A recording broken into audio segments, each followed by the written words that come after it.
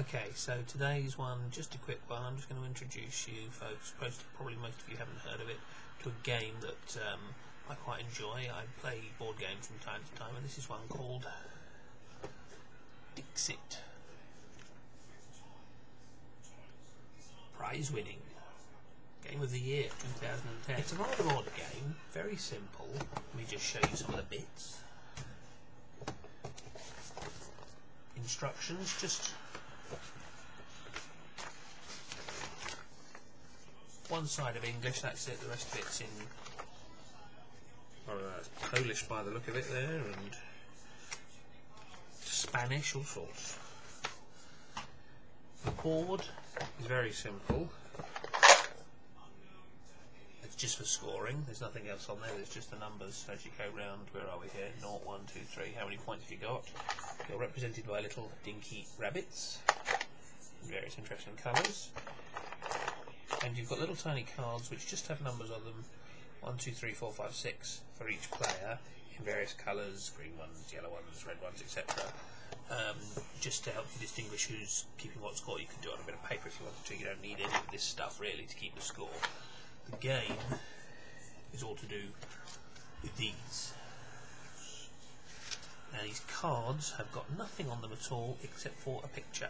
So if we just pick one at random, this one here has got, I like this one. This one's got a picture of some sort of scarecrow. But it's odd because it's not quite a traditional scarecrow. He seems to be holding,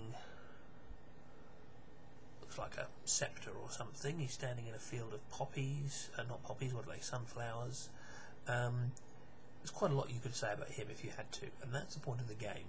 You will have to describe the card that you have. Let's have a look at another card.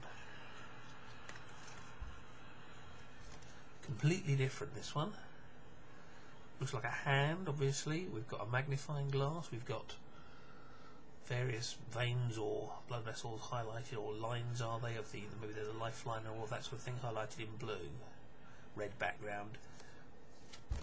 Now, if I had these two cards and you couldn't see them, I might say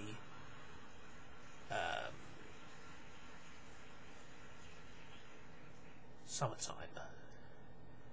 And if these two cards were then shown and I said, well, which one represents summertime, you'd probably all say, yeah, well, it's this one, this is a summery picture, and you'd be right. But it wouldn't say summertime, because I don't want everyone playing the game to work out which card you mean. So I would say Family of Blood, and that's a really obscure reference to the Doctor Who episode where they have scarecrows, and somebody who knows Doctor Who would think Family of Blood, what's that, a Doctor Who episode? Oh, that's one with scarecrows, there we go. Whereas other people might think, oh, that looks like a hand, looks like maybe there could be veins, blue blood, maybe that's the one. So, would you be sure which one to choose? I don't know. How does this work in real life? Well, let's have a look at the game. What was that again, Hannah? What's it? Professor Brian Cox. Professor Brian Cox. Coxie! Right. Hannah. We're not on the right way. We'll give that here, game darling, up. are we? You never heard of Professor Brian Cox? Never heard. So Hannah says Professor Brian Cox. The people around the table have to put down a card which they think will represent, in some way, Professor Brian Cox. The problem is, if you don't know who Professor Brian Cox is, it's much harder. My mum doesn't know who he is, and neither does her husband, so they're going to struggle on this one. Mandy's instinct is to explain who he is, but of course that gives the game away. I try and remind her that that's not the best thing to do at this point if you want to Coxie. Professor Brian Cox. Coxie. Professor Brian Cox. Coxie. Oh, great. Oh. Place your bets.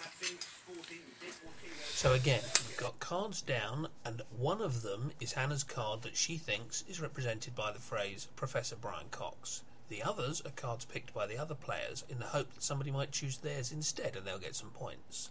My one was the one with the little person looked like they're blowing bubbles up into the sky, looked a bit like planets. Brian Cox does documentaries about space and atoms and things like that, and I thought that was a pretty good bet somebody might choose it. I don't know which one is Hannah's card, but I know it's not my one, so I have to choose one of the others and place my token indicating which one I think it might be.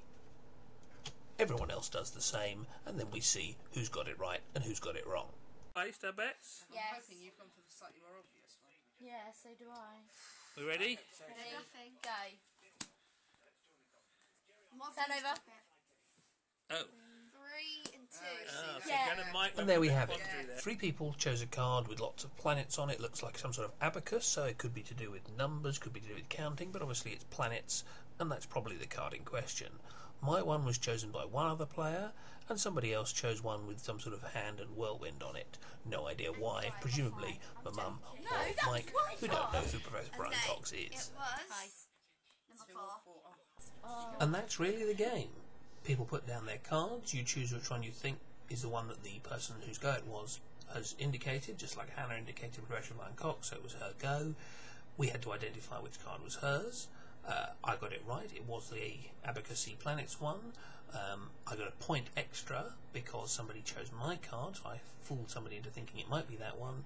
And also the person who put down the Handy Whirlpool card got a point as well because somebody chose theirs. Hannah got 3 points because 3 people chose hers.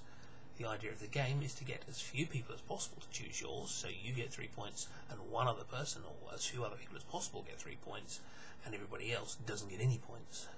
First person to 30, I think it is, wins. That's it. It's good fun. You can play it as a family. It's very easy for all ages. It's particularly fun if you're a teenager or older and you're drunk out of your mind. The explanations for the cards tend to get quite rude and quite silly, and all adds to the fun, really. Dixit, I thoroughly recommend it. And this will be the end of my vlog for today. See you tomorrow, boys and girls. Bye.